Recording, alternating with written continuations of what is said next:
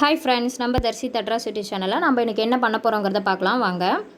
நான் இன்றைக்கி காலையில் மார்க்கெட் போயிருந்தேங்க. அங்கே மாம்பழம் பார்த்தேன். நம்ம தம்பி ஒரு மாம்பழ பிரியர். அவனுக்காக தம்பிக்கு 1 கிலோ வாங்கிட்டு வந்திருக்கேன். இது என்ன மாம்பழம்னு எனக்கு பேர் தெரிலைங்க, ஆனால் வாசம் சூப்பராக இருக்குங்க. இன்றைக்கி நான் என்ன சமைக்க போகிறேன்னு பார்த்தீங்கன்னா, பிரியாணி தாங்க செய்ய போகிறேன். பிரியாணின்னு சொன்னோன்னே எல்லோரும் மட்டன் சிக்கன் நினச்சிக்காதீங்க. இல்லைங்க, நான் ஒரு வெஜ் பிரியாணி தான் செய்ய போகிறேன். அதுக்கு பாருங்கள், தேவையான காய் எல்லாமே நான் எடுத்து வச்சுருக்கேன். புதினா, மீன் மேக்கர், தம்பிக்கு மீன் மேக்கர்னால் ரொம்ப பிடிக்கும். பச்சை பட்டாணி, நான் பச்சை பட்டாணி யூஸ் பண்ணேன்னா நைட்டே எப்பயுமே ஊற வச்சுருவேன். வீட்டில் இருக்க பட்டாணி நான் அன்றைக்கி மறந்துட்டேன், அதனால் ரெடிமேடாக கடையில் வாங்கிட்டேன். ஹாட் வாட்டரில் நம்ம கழுவிட்டு நம்ம சேர்த்திக்கலாம். அதுக்கு முன்னாடி ஒரு சூடாக நம்ம ஒரு காஃபி குடிச்சிடலாம். நீங்களும் வாங்க. இங்கே பாருங்கள், காஃபி குடிச்சிட்டு நான் ஃபுல்லாக எல்லாமே நறுக்கி வச்சிட்டேன். கேரட், பீன்ஸ், பட்டாணி நான் வேக வச்சு நான் எடுத்துருக்கேங்க.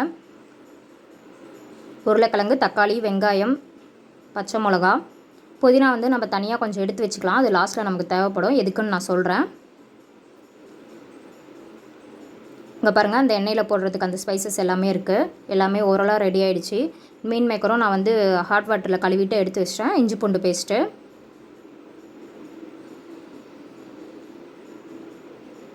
ஓகே, வாங்க நம்ம எப்படி செய்கிறதுங்கிறத பார்த்துடலாம்.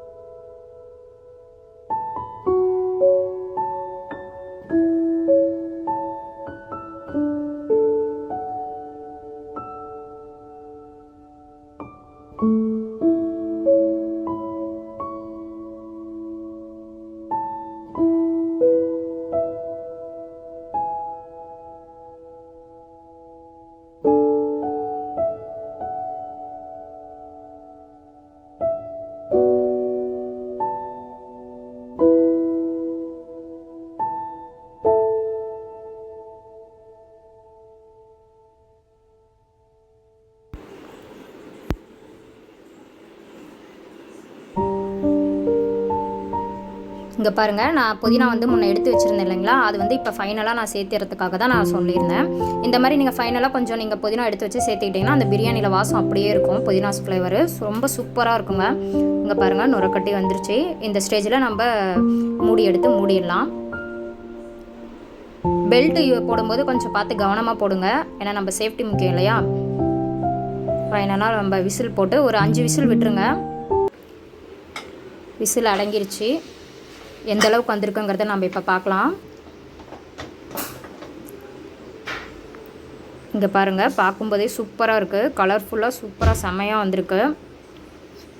இங்கே பாருங்கள் எவ்வளோ உதிரி உதிரியாக இருக்குன்னு. நீங்கள் வந்து எந்த அளவுக்கு அரிசி சேர்க்குறீங்களோ அந்த அளவுக்கு வந்து கரெக்டான மெஷர்மெண்ட்டில் தண்ணியும் நீங்கள் சேர்த்துனீங்கன்னா இந்த மாதிரி உதிரி உதிரியாக இருக்கும்.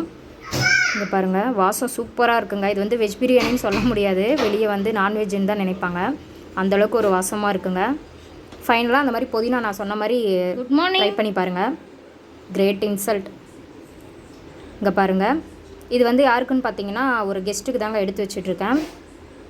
பச்சடி கொஞ்சம் அதிகமாகவே சேர்த்திக்கலாம்.